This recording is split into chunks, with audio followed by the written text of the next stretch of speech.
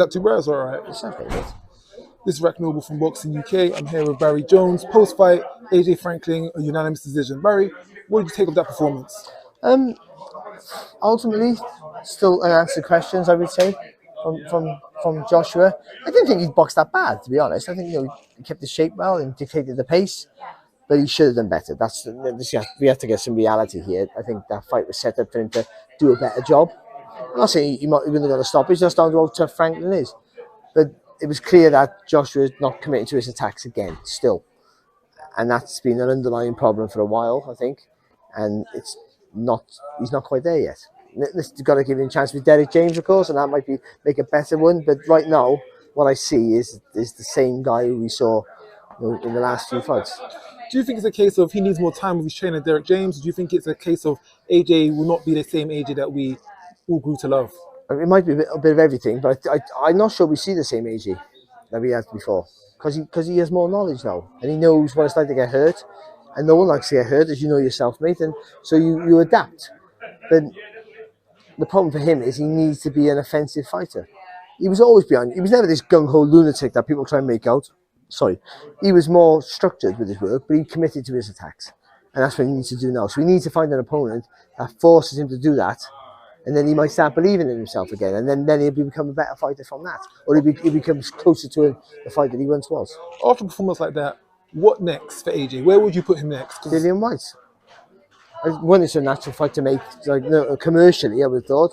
But also, that's the fighter that will force him to do what I just said. Because the way Dillian White commits to his attacks, he's gung-ho. That's why we love him, to watch him. And if he throws one, he throws five. So he's always going to throw a lot of shots. But his punches are very, very straight. They usually arc and around. So there's always a big gap here. There's a big triangle from his forehead to his belly button that you can land.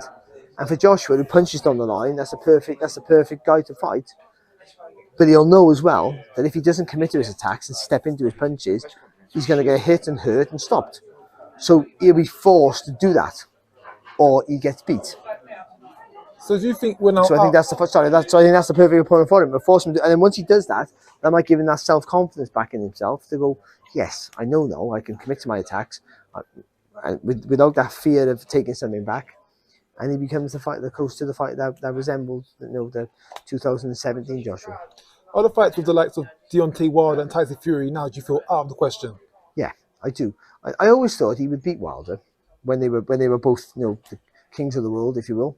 Just because I always just, for my opinion, I always felt that Wilder, again, we're wild with the shots, and Joshua being always down the line, would get there first and fully commit to his attacks. What sold me that Wilder would not beat Joshua was that third fight with Fury when he lost, because he showed how tough he was. And I think he showed himself how tough he was. I think that's why he doesn't beat Usyk. I don't think stylistically we've seen that, and I think Fury is the top of the tree and beats everybody. So yeah, that's the issue he has. But I don't think even a more assertive Joshua, a more aggressive Joshua, the Joshua of old, to say that for argument's sake, he might not beat any of those anyway. I don't think. So it was always going to be like that, and there's no shame in that. You're as good as you are. Just taken away from the performance, when AJ made the ring walk, the pyro came up, the entrance music hit, he came out of a rapper, the crowd completely went off the charts. Just tell us, how good is AJ for British boxing? He's great. Well, he sold out the game. The guy who's lost 2 fights, against an opponent no one cared about. We've seen Franklin before. He's a good fighter, Franklin, but no one cared about him. He sold out on his own name. And it was packed again. It's not it's not a stadium. People go, man, you can't sell a stadium. You can't sell a stadium. He just sold the O2. Packed out, great atmosphere. So it is, and it's an anticipation of what's going to happen again. And he has all that excitement there. He has a great fan base. So it's great to see him back. He's been instrumental in the build of British boxing over the years. And you have to give him that credit. That wasn't his design. Let's say that. That wasn't his design.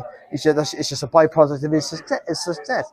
But as always in boxing, if the heavyweight division is thriving, it trickles down to all the other weights, all the other fighters. Everyone got paid when AJ stepped up. Yeah, but it helps boxing all around in other promotions as well, because boxing's buzzing all of a sudden. Because a heavyweight champion of the world, or a great heavyweight, or a marketable heavyweight, goes beyond boxing. And he also goes beyond the sports. He becomes a mainstream commodity. He becomes a name, a celebrity, an entertainment business. And then people are interested in boxing. They come to watch him, and we all benefit from it. Even people like us, we benefit from it. Because we all get more work. Can't complain at that one. I know you've got a few jobs since AJ's had his prominence. Of course, just moving on to AJ, today we did see, for the first time in public form, Conor Benn. He made an appearance on the bigger scale. Is that a courageous move, would you say? Maybe, you know, it's a funny thing, the Conor Benn issue. I don't know, I don't quite understand it. I mean, we all want him to be innocent. That's for sure. We all, but I don't see, if he has the evidence, just show it to the British Box Board. He might be being stubborn with it. I don't know, but just forget about it. You just get whatever it is. Get it done and dusted, and then carry on. This year, he'll go and fight in Abu Dhabi, and he can have a successful career out of these shows. I'm sure. Do you think it's morally right or wrong? Well, who am I to say? You know, I don't. It doesn't. All the evidence points to it not being right. I have to say that. So you have to. But the problem I don't like about it is because it's been dragging on. This is all we talk about.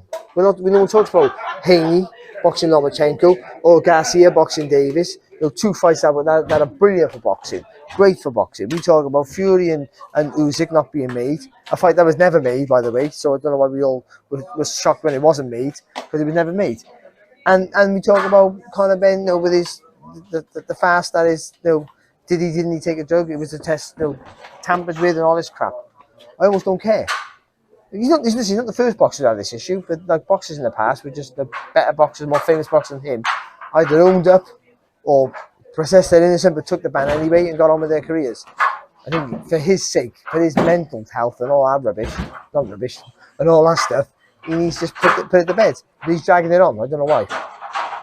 But the fact that he's dragging it on makes me think that, I don't know, I get slated for this, makes me think that maybe he genuinely didn't do something, because why would you drag it on? Unless you just double down on your lie, it makes no sense. Why would you drag it on so long? You could have put it to bed early. Or he could have used, the WBC has almost begged him to help him out with that farcical excuse of eating 3 million eggs a week, or whatever that was.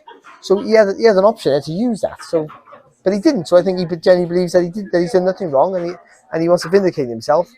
But he can do that by giving the boxing board that evidence that he has. And then he's vindicated, and we all just go, and he can say, I told you so, and he can go back to being the angry, aggressive, good fight that he was.